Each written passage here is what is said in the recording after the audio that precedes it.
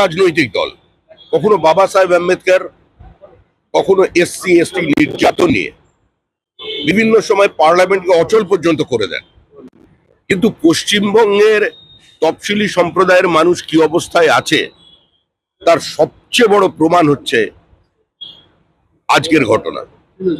বিগত কয়েক বছর ধরে পশ্চিমবঙ্গের সবচেয়ে বেশি তফসিলি জাতি উপজাতির মানুষ খুন হয়েছে। আজকে সাগর বিধানসভায় আমাদের স্থানীয় নেতা, তফসিলি মোর্চার নেতা ত্রিদীপ চালি, তার বাবা লোকেশ চালির উপরে গুলি চালানো হলো। তিনি মৃত্যুর সঙ্গে লড়াই করছেন। এই রাজ্যে কোনো আইনের শাসন নেই। এই রাজ্যে প্রান্তিক মানুষরা প্রতিনিয়ত আক্রান্ত, রক্তাক্ত, ক্ষতবিক্ষত।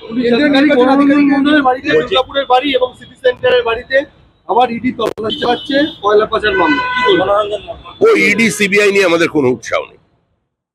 ইডি কি করছে, সিবিআই কি করছে, তাদের কাজের গতি নিয়ে আমাদেরই মনে প্রশ্নচিহ্ন আছে।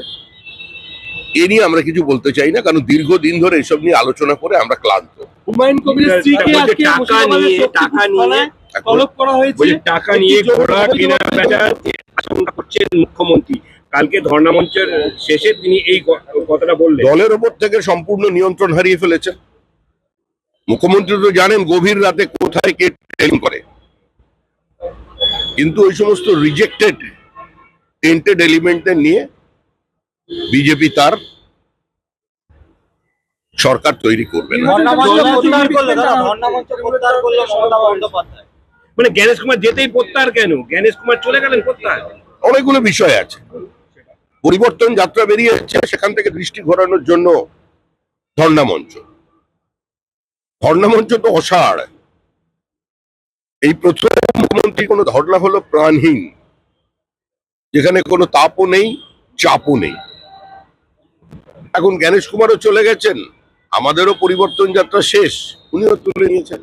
জলাভূমি ভরাট করার ঘটনায় হুমায়ুন কবিরের স্ত্রীকে আজকে মুর্শিদাবাদের শক্তিপুর থানায় তলব করেছে পুলিশ। হুমায়ুন কবিরের স্ত্রীকে জলাভূমি ভরাট করে বাড়ি তৈরির মামলায় আজকে হুমায়ুন কবিরের স্ত্রীকে শক্তিপুর থানায় তলব করা হয়েছে। বারবার এবং গোটা কলকাতা শহরের পার্শ্ববর্তী অঞ্চলে যান না, আপনি এয়ারপোর্টে দেখুন একটার পর একটা জমি কিভাবে দখল হয়েছে।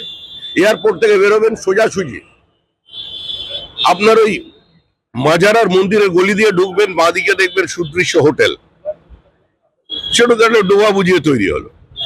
দমদম জুড়ে চলেছে পুকুর বোঝানোর কারবার। আমাদের মেয়র একবার বলেছিলেন ফিরাদ হাকিম কঠোর ব্যবস্থা নেবেন। উনি যত কঠোর স্টেটমেন্ট দিলেন, তারপরে আরো কঠোরতার সঙ্গে বোঝানো শুরু হয়ে গেল।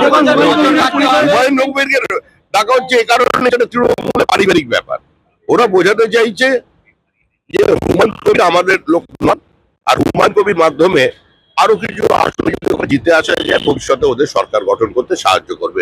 হুমায়ুন কবির সম্পূর্ণভাবেই তৃণমূলের প্ল্যান বি। হুমায়ুনই তৃণমূল, তৃণমূলই হুমায়ুন। বৈঠকের দ্বিতীয় দিনে কড়া কমিশন ভোট পরবর্তী হিংসা নিয়ে ওয়াকিবহাল নির্বাচন কমিশন 2021-এর ভোট পরবর্তী হিংসার জায়গায় সেই অফিসারদের বিরুদ্ধে কি ব্যবস্থা নেওয়া হয়েছে সেই সম্পর্কে জানতে চেয়েছেন জ্ঞানেশ কুমার। ও অনেক জানাজানির সময় পেরিয়ে গেছে। জ্ঞানেশ কুমার কি করছেন কি করবেন এ নিয়ে আমাদের খুব একটা বেশি মাথা ব্যথা নেই। আমাদের অবস্থান অত্যন্ত স্পষ্ট। এসআইআর ছাড়া নির্বাচন করা যাবে না, মাঝপথে এসআইআর কে বন্ধ করা যাবে না। No SIR no vote. আমরা যে ফর্ম 7 জমা দিয়েছিলাম, ইয়ারোরা সেটাকে সিস্টেমে আপলোড করেনি। আমাদের ফর্ম 7 পুলিশ বেআইনি ভাবে বাজেয়াপ্ত করেছে। আমাদের বিভিন্ন জায়গায় কর্মীদের উপরে আক্রমণ করেছে।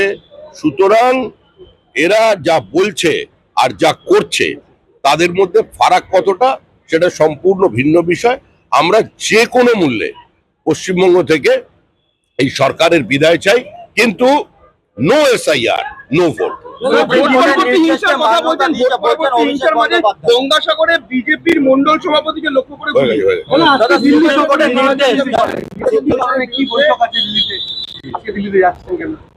ভোটের আগে কিসের বৈঠক থাকে? সেই বৈঠকেই যাচ্ছি। দাদা, সুপ্রিম কোর্টের নির্দেশ মান্যতা দিয়েছে, বলছেন অভিষেক বন্দ্যোপাধ্যায়। সুপ্রিম কোর্টের নির্দেশে কি বলা হয়েছে? এসআইআর এর প্রক্রিয়া সম্পূর্ণ করতে হবে। No SIR no vote. আমরা তো স্বাগত জানাচ্ছি, এটা তো আমাদের দীর্ঘদিনের দাবি। নির্বাচন কমিশনের সঙ্গে দেখা করবেন যে এসআইআর সম্পন্ন না হলে রাজ্যে ভোট করা সম্ভব নয়, এসআইআর সম্পূর্ণ না হলে। আমাদের যা বার্তা দেবার আমরা দিয়েছি, যেটা বলার আমরা বলেছি, প্রয়োজনে আবার বলবো, মাঝপথে এসআইআর কে বন্ধ করা যাবে না। অভিষেক বলছেন তাদের দাবিকে সেক্ষেত্রে কি মান্যতা হবে? দিয়েছে। সেক্ষেত্রে কি হবে?